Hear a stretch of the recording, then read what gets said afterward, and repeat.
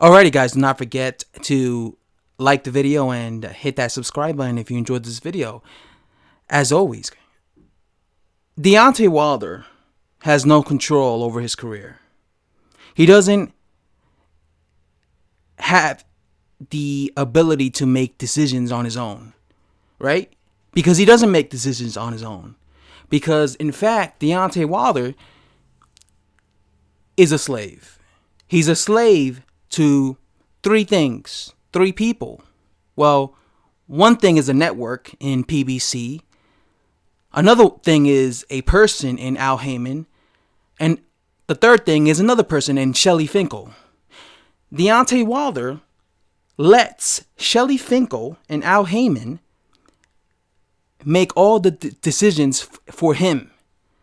Every deal that Deontay Wilder rejects, every deal that Eddie Hearn goes to Deontay Wilder and says, listen, take this deal.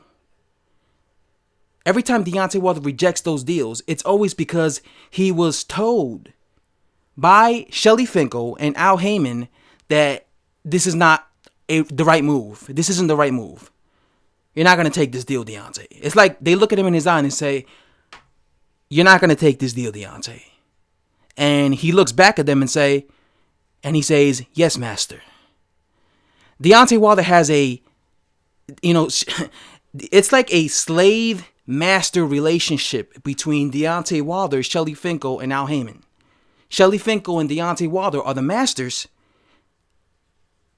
Deontay Wilder is the slave who has to obey everything that his masters have to say. DAZN offered Deontay Wilder a 3-fight, $100 million deal with a $40 million per fight deal guarantee for Anthony Joshua unification fight. You want to know what happened? Al Hayman was sitting in the room with Deontay Wilder and SHELLY FINKEL, and they both looked at Deontay Wilder and said, you're not going to take this deal, Deontay. And Deontay Wilder said, all right, I'll announce on Tuesday that I'm not going to take this deal. They told Deontay Wilder, you're going to do whatever we want you to do. Deontay Wilder, being the slave that he is to PBC, Al Hayman, and SHELLY FINKEL, agreed. Deontay Wilder has no control over his career. All right? I made a video a long time ago telling you guys that SHELLY FINKEL controls Deontay Wilder's entire life. And people laughed at that video. They thought it was funny, but I was joking, but at the same time, I was being serious in that video.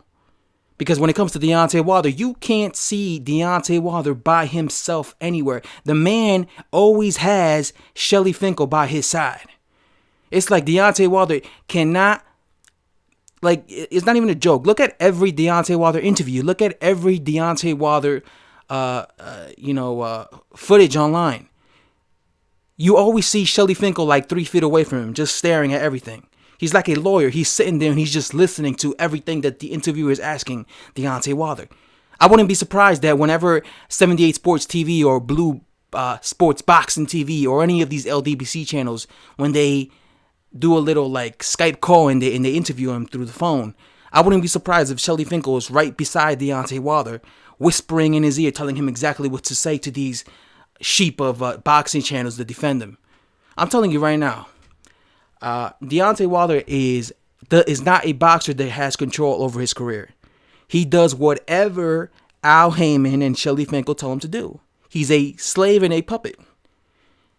SHELLY FINKEL and Al Hayman are the puppet masters to Deontay Wilder. Okay? If you think about it, SHELLY FINKEL and Al Hayman are ruining Deontay Wilder's career.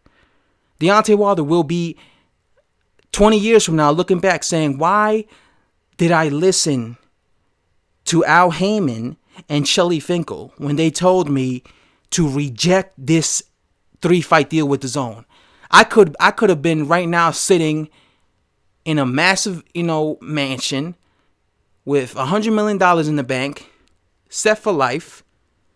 But because I decided to go and listen to my masters, I went another route and I didn't get paid nowhere near as much as I would have got paid if I would have joined DAZN, right? Deontay Wilder is going to regret rejecting these deals, because I'm telling you right now, if he ends up losing his next fight, let's say he rejects this the zone deal. Let's say he really rejects it and he confirms that he rejects it. And then let's say he fights Dominic Brazil on PBC next. And let's say he gets 1.5 million. Let's say he loses to Dominic Brazil, right? Let's say he loses to him.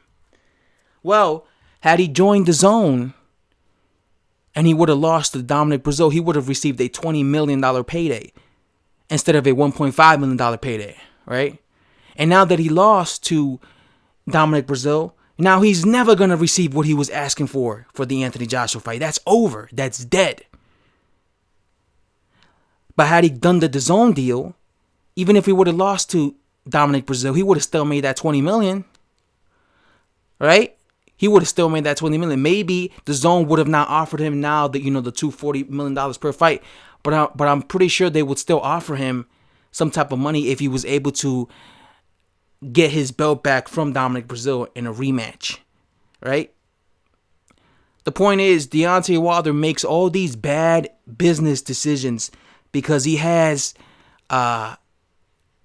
this horrible advisor named Al Hayman who's making him reject all these offers, and I don't know what Shelly Finkel is to Deontay Wilder. All I know is he's always by his side. He's always there. He's always, every article that I come across, Shelly Finkel is involved in the story. Like this guy is always there. I'm telling you, I don't see Deontay Wilder by himself ever. He's always by Shelly Finkel. It's not even a joke. They're interviewing Deontay Wilder. The cameraman who's interviewing the interviewer is interviewing him, and the cameraman is like turning the camera to the left, and you see Shelly Finkel sitting there staring, listening to everything. He's like Deontay Wilder's master. He's like Deontay Wilder's attorney. He's just always there, making sure Deontay Wilder don't slip up, making sure Deontay Wilder says what he needs to say.